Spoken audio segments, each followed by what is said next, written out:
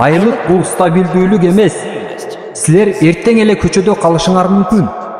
Азыркы мезгилде стабилдүүлүк бул ишкердик. Мени ар дайым финансылык коопсуздугуна кам көргөн адамдардын аздыгы таң калтырат.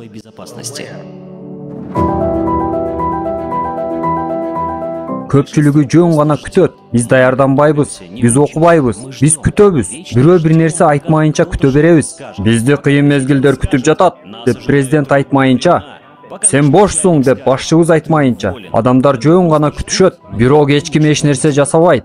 Адамдар жөн гана арыздануусун улантат. Айлыгым аз деп кежирленет. Алар кризисте мүмкүнчүлүгүм жок деп ойлошот. Мен аларга боорум ооруйт, чындап эле боорум ооруйт. Кайгынын баары аларды бала кезинен жалданып иштөөгө даярдаганында. Ал эми ишкерлер үчүн кризистин өзү бул мүмкүнчүлүк. Жумушчунун ой жүгүртүүсү ишкердин ой жүгүртүүсүнөн өтө эле айырмаланат. Экономикалык кыйын кырдаалда адамдар ар дайым эки группага бөлүнүшөт. Алардын бир бөлүгү баары жок болду, эми эмне кылабыз? Акча жок деп кыйкырышат. Ишкерлер болсо кыйын болот, бирок биз иштеп таба алабыз дешет. Кыйын кезеңди бир күндө өзгөртө албайбыз, бирок тандоону өзгөртсө болот.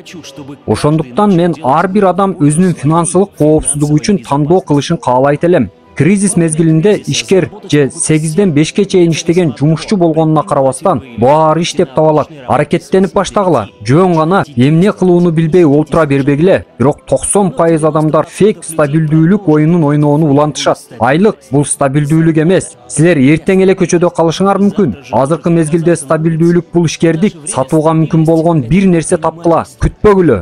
Аракет жасап баштагыла. Көчүгүңөрдү көтөргүлө да бир нерсе жасап баштагыла. Коомго сунуштоого мүмкүн болгон продукт же кызмат көрсөтүүнү тапкыла. Өзүңөрдүн топтогонуңарды айкын көйгөй жок мезгилде алтынга же күмүшкө айландырып баштагыла. Базар өсүүдө.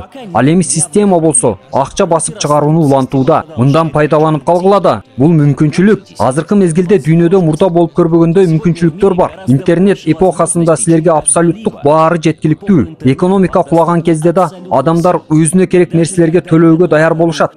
Мындай болуп келген жана боло бермекчи. Адамдарга ар дайым тамак, кийим-кече, эс алуу керек болот. Алар төлөп келишкен жана төлөй беришмекчи. Бардык мезгилдерде мүмкүнчүлүктөр толо. Ошондуктан силерге ойгонуп, аракеттене баштаганга кез келди. Өкмөт басып чыгаруучу станокту өчүрөйүн деген ою жок. Алар триллиондогон долларларды басып чыгарышат. А силер болсо бир орунда мамлекеттин бир аз берип коюусун күтүп олтура бересиңерби? Силерди көчөдө калтыруусун күтөсүңөрбү? Акылыңар жайындабы? Көпчүлүк телевизор көрүп олтуруп алып, бир нерсе билем деп ойлошот. Алар жаңылык көрүшөт да, бул өтө маанилүү деп ойлошот. Алар бизге бирөө жардам берет деп ойлошот. Алар инвестицияга кызыгышпайт, өзүнүн финансылык билимин жогорулатышпайт. Алар жаңылык, саясий шоу көрүшөт да, саясатты жана экономиканы талдоочумун деп ойлошот. Алар баарын түшүнөм деп ойлошот, бирок өз жашоосун жолго кое албайт. Биздин билим берүү системасындагы негизги көйгөй балдар мектепке барышып, ийгиликке жетпеген адамдардан окуу үйрөнгөндүгүндө жана аларды профессорлор жана окутуучулар деп аташат. Жыйынтыгы эмне болууда? Адамдар керек болсо өз көлөкөсүнөн корккон ийгиликсиздерден мисал алууда.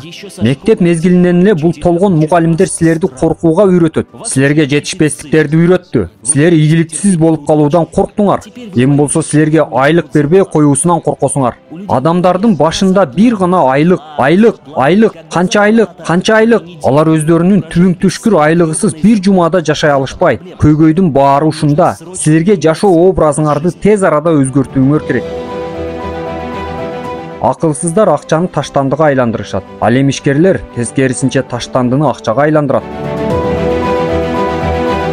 Биз өз адаттарыбыздын кулубуз. Адаттарыңды өзгөртсөң, жашооң өзгөрөт. Роберт Кийосаки.